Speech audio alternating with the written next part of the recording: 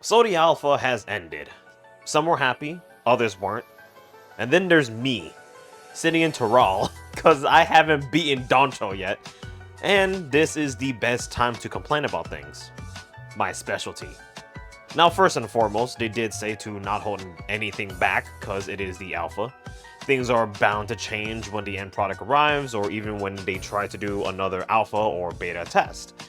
Now, I spent quite some time during the alpha as a competitive online player. Not a tournament player in terms of competitive, but just climbing up the ranks. I like that to see how I place. So I know how to hold my ground, I know how to adapt, hit combos, and learn from my losses. There's potential in this game, but as of now, there are quite a few things in the game that I think is holding it back. So I should say that as of now, a lot of people are complaining more about the long combos than any other aspect of the game, which is shocking to me. But I also have to keep in mind that this game, even though it has simple controls, it's still first and foremost catering to the casuals, as they have intended.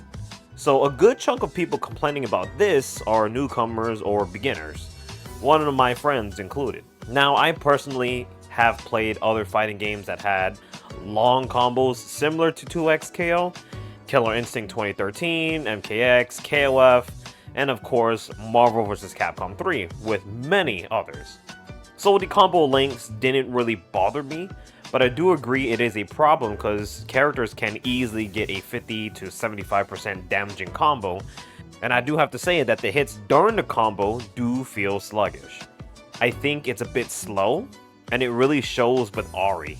Yes, she clearly got reworked from before, so she's still working out some kinks like everyone else, but her combos felt longer because she could just throw out 5 S1 like 4 times in a combo. But I think if they sped the hits up, then people won't complain as much. But with that said, let me share with you guys my experience with the game and my harsh criticism for the game's current state. Again, this is the alpha stage of the game. It's still cooking, and only a select few was able to experience this in its whole 2 weeks.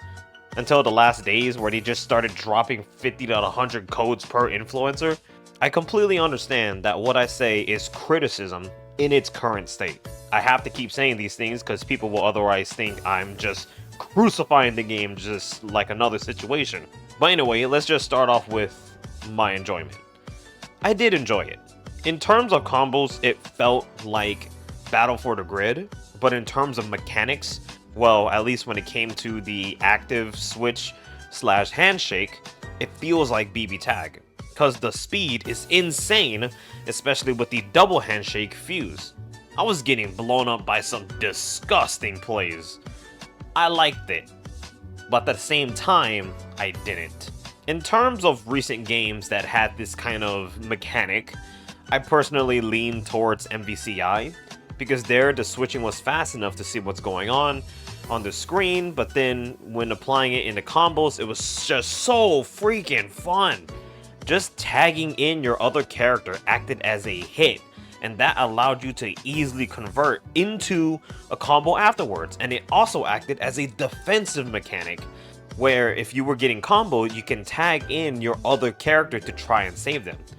It's acting like a burst, but you are having all the control to do what you want to do without the risk of the 50-50 where they can block it and just get a free combo. And this applies to the other person as well.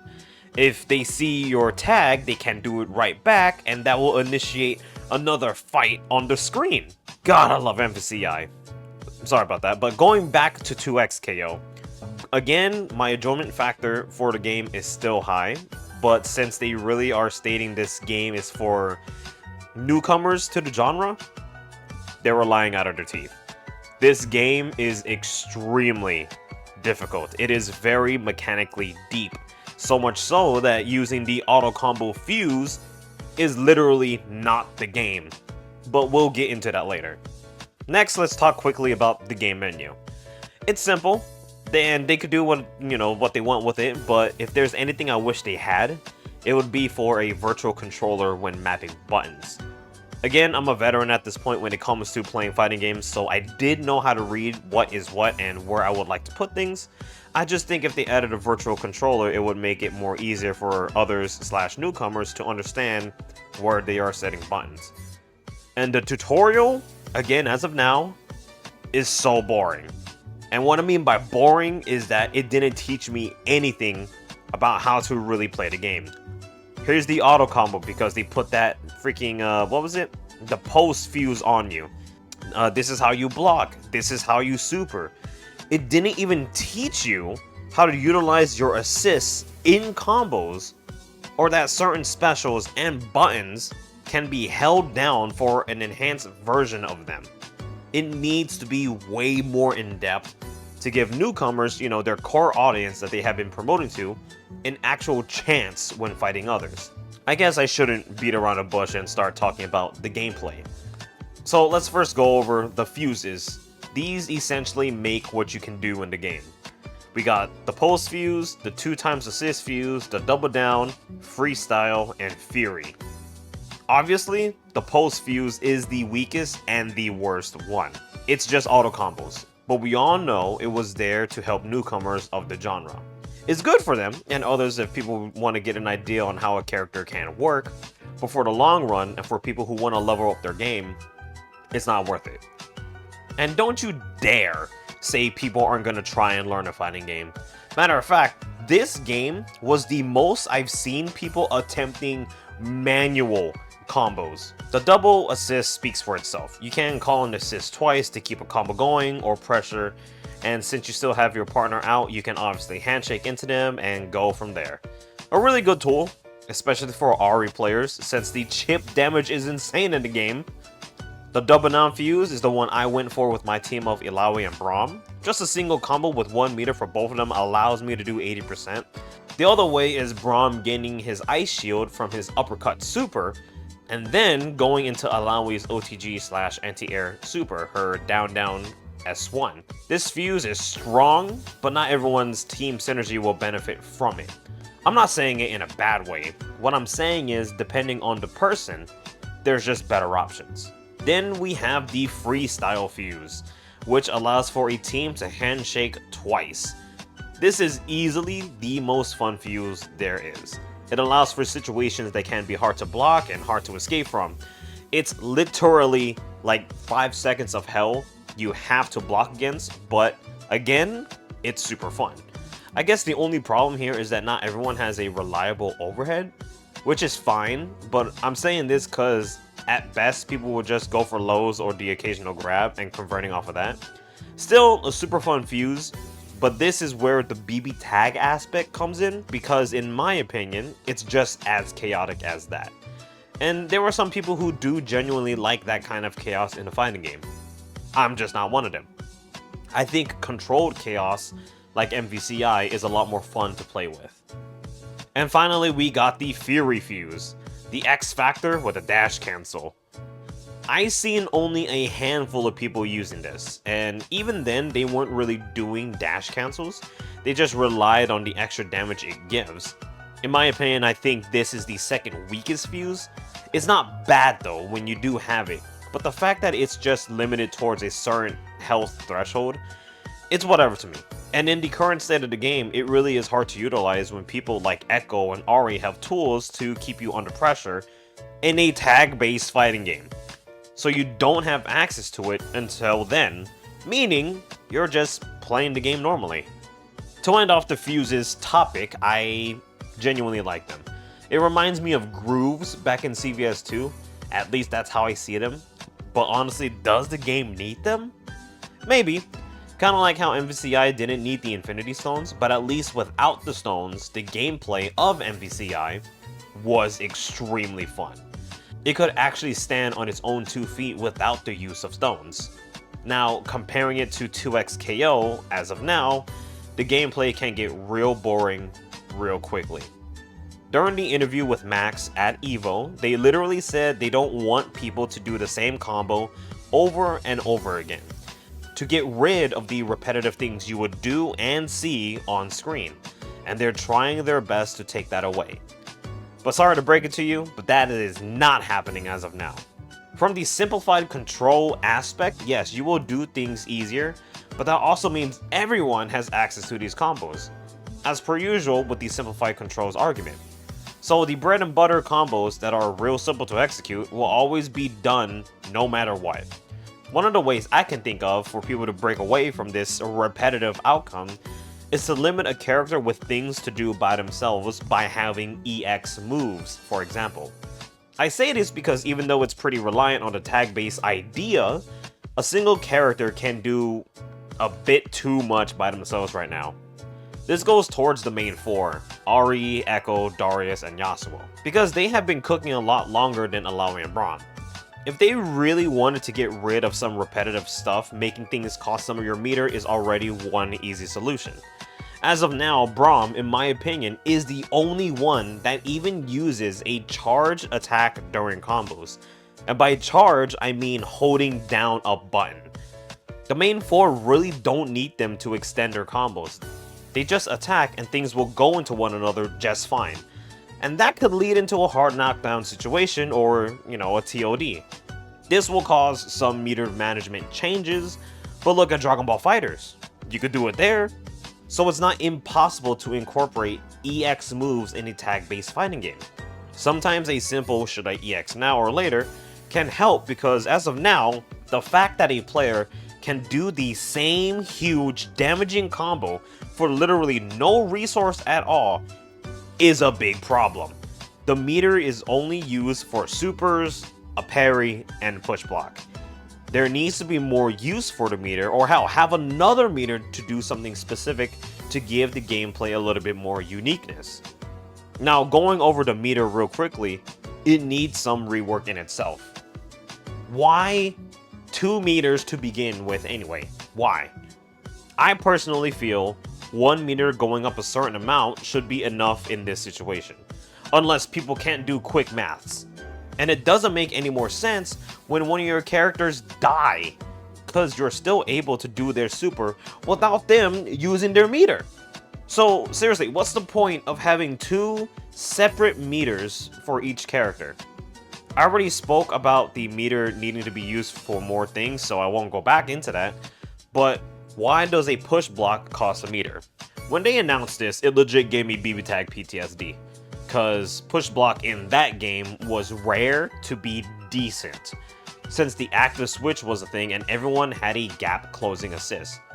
But in this game, it's a bit more serviceable, in all honesty. I did find myself in a better spot when doing a push block, but I still didn't like it. In this kind of game, you need push blocks to cost nothing, in my opinion, because it's such an oppressive game, especially when dealing with Echo all the time. And then there's the parry mechanic. In all honesty, I was only able to land this like 5 times during the alpha because 1, I've been busy, right? But I also think it just needs to be a bit more active. It's an extremely high risk, high reward mechanic, but it also costs you a bar. It kind of reminded me of the shadow counters back in Killer Instinct, but in my opinion, you're probably better off using that 1 meter towards a push block right now.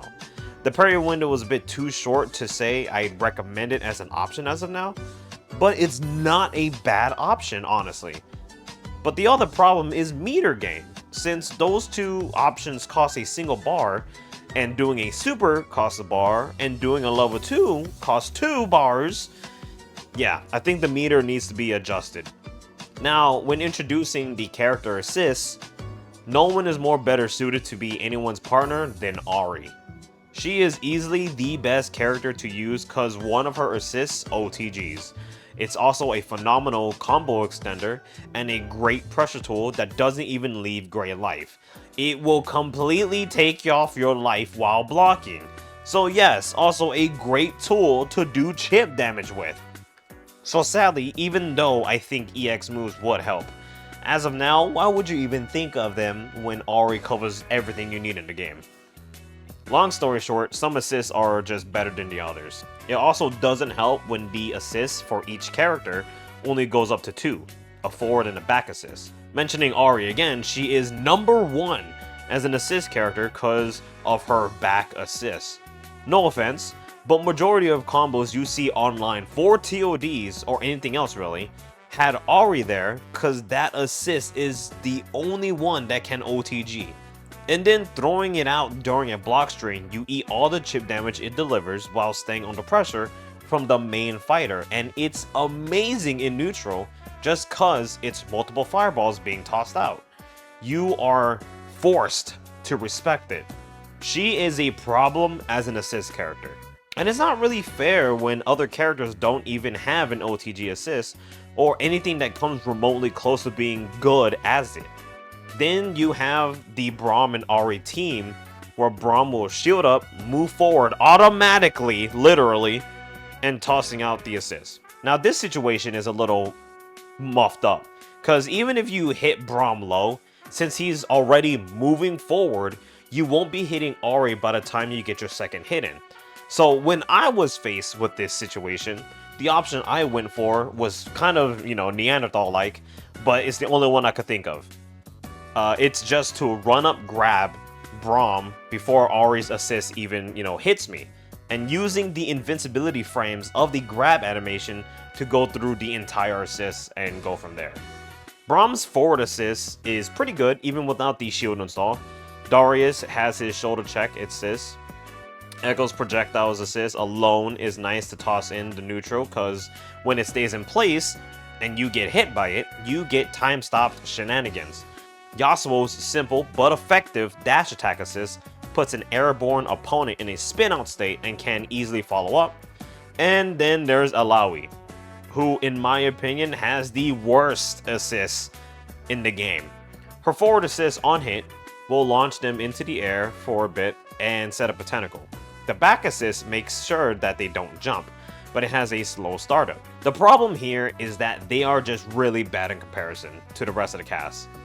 If there was more hits done on the forward assist, then maybe I'll be okay, but as of now, I called Braum out more than Alawi when they were in the back.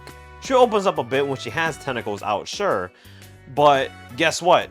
The back assist is the only way to make them do something when on hit. Now, if it OTG'd when a tentacle was out, then sure, that would be fun, but why do I gotta set play with an assist character to make her work? At that point, you might as well just replace her back assist with her down S1 anti-air. And before moving on, let me quickly say something regarding Alawi. She needs a move that just sets up a tentacle in neutral. If Venom in MBCI can set up a trap in neutral, why can't she just do one? Doing down S2 doesn't do it until it actually hits the opponent, and 5S2 being the only way to do it during a block string or on hit is pretty ass. Oof. Regarding characters now, oh my god. I would say Darius is the easiest to pick up. Good buttons, the bleed gimmick, an OTG super. One of his axe moves has armor. Good anti-airs. He's just a really solid character. He got no cheeks, but he's still pretty solid. But the thing is that the bleed has to change. The chip damage in this game is already insane, so adding more to it is atrocious. Also, the fact that the only way to get rid of the bleed is landing a hit in a tag-based fighting game is too insane. It's too insane. At best, it should have a time limit.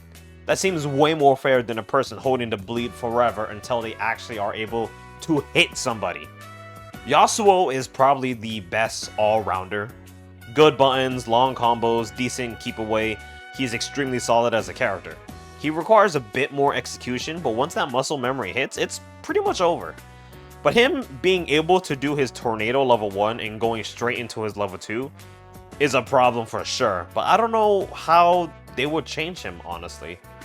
Echo, as of now, in my opinion, is the true menace of the game. His setups with the projectile into time teleports are disgusting.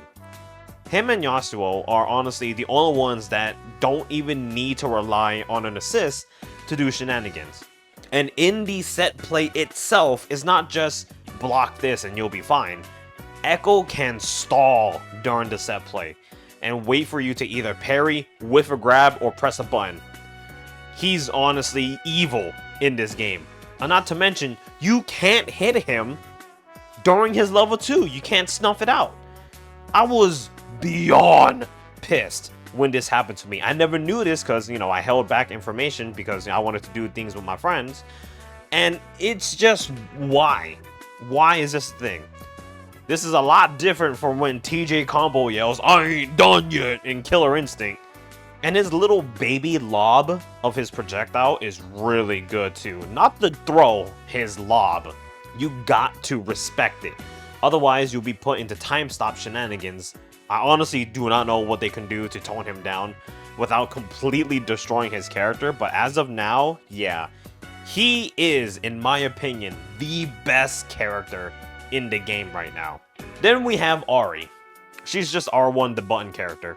I think she's okay, but the fact that she can follow up from mid-screen with almost no way to counter it, even when mashing light punch during it, it is rough.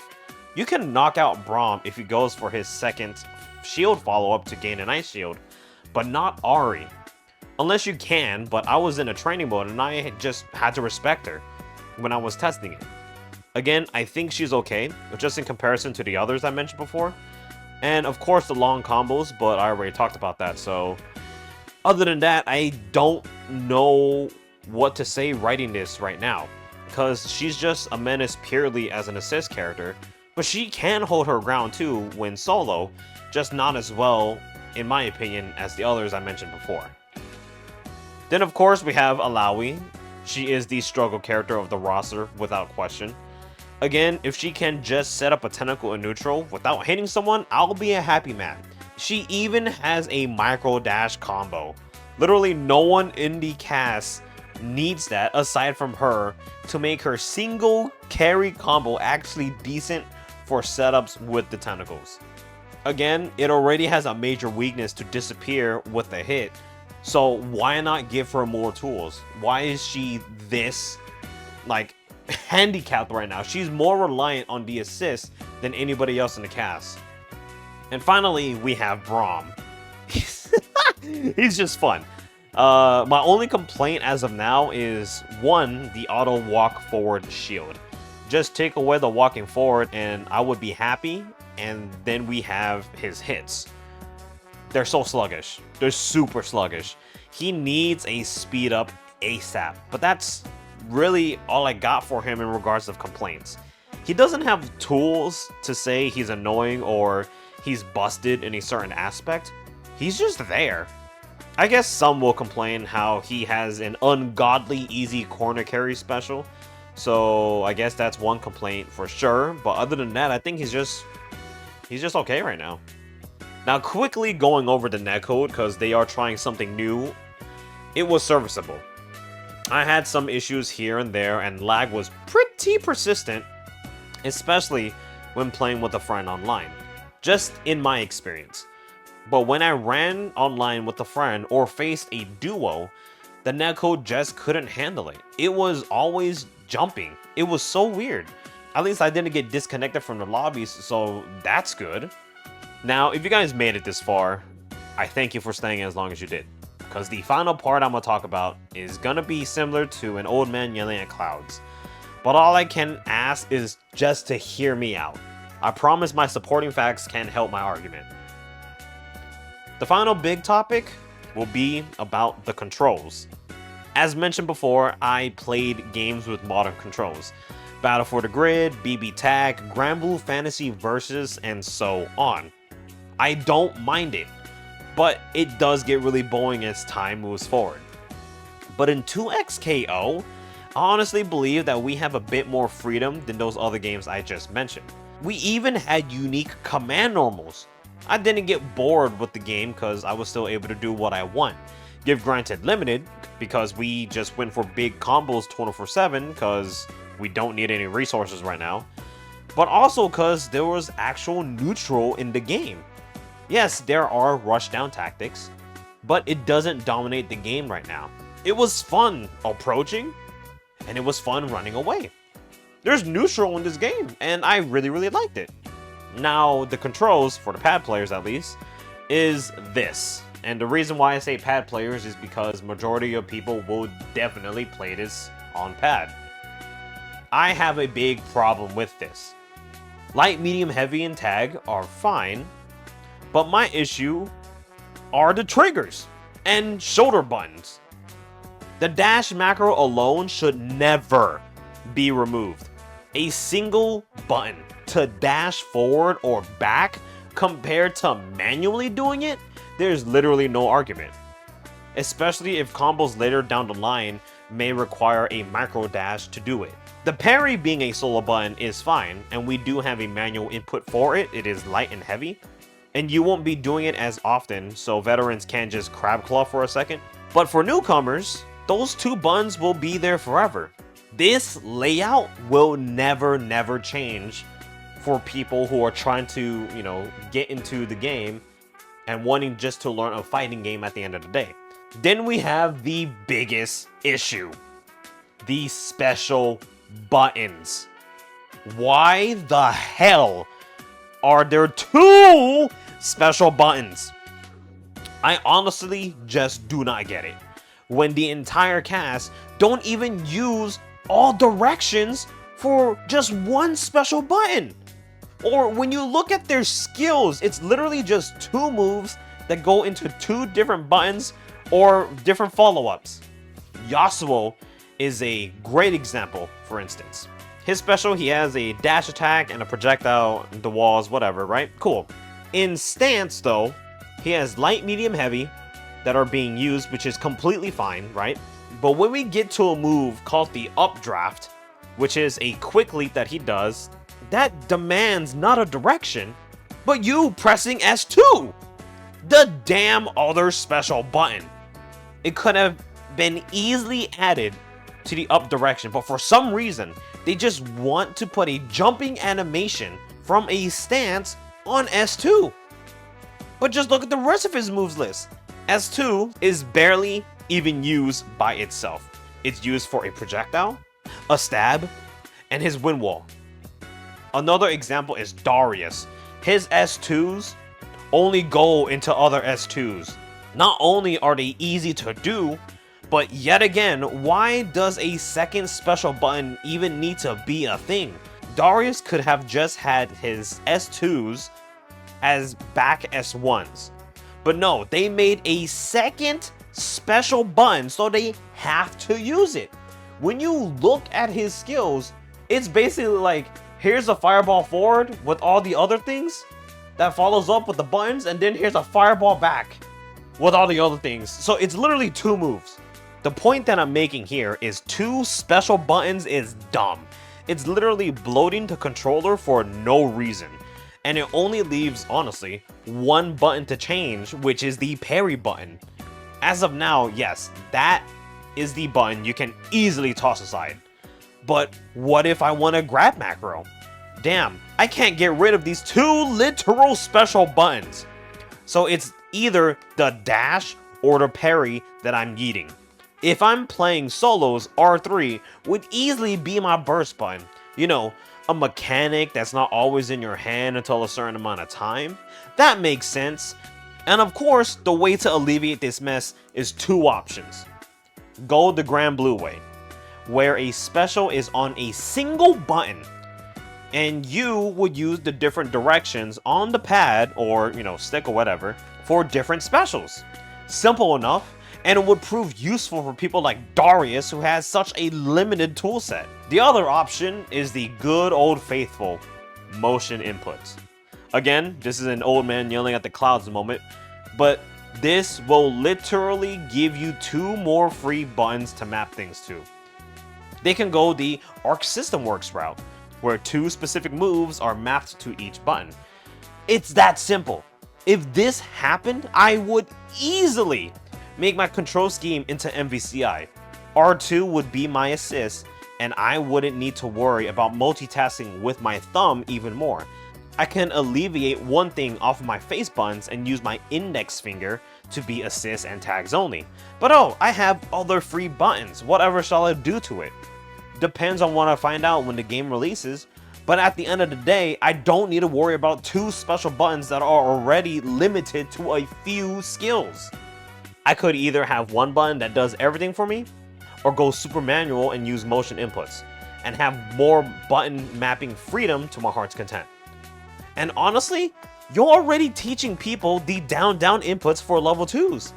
They can easily have a down-down special if they add motion inputs. And honestly, to end the argument of you can't have both inputs in the game because one has to have a drawback, Grand Blue Fantasy Rising did it.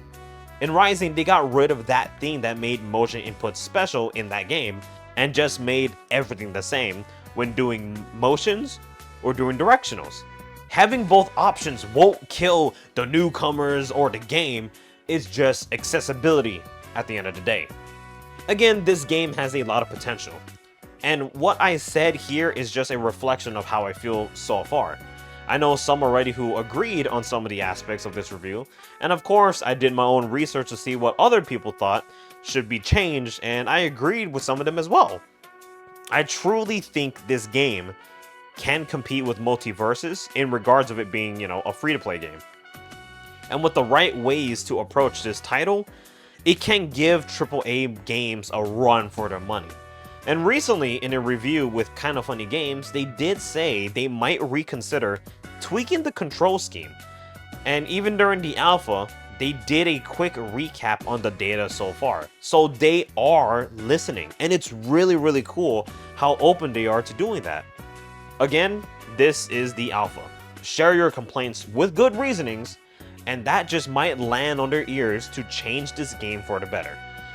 I do hope the netcode can be more stable in regards to 1v2s and 2v2s next time, because I would love to make videos with others doing some stupid things online. But that's my review of the alpha. The game has a long ways to go, but I still enjoyed my time with it. I'm also super happy that this was the first time I was able to get into a game this early in its public development without a hand-me-down from a friend or a rando, so I'm super excited to see if my voice can help change the game for the better or for the worse. Anyways, I hope you guys enjoyed it. I'll be back as soon as possible with other forms of content, but this farm life and Etsy is taking a toll, so please just bear with me until the farm and the land is finished. But thank you guys very much for watching, and I will see you guys in the next video.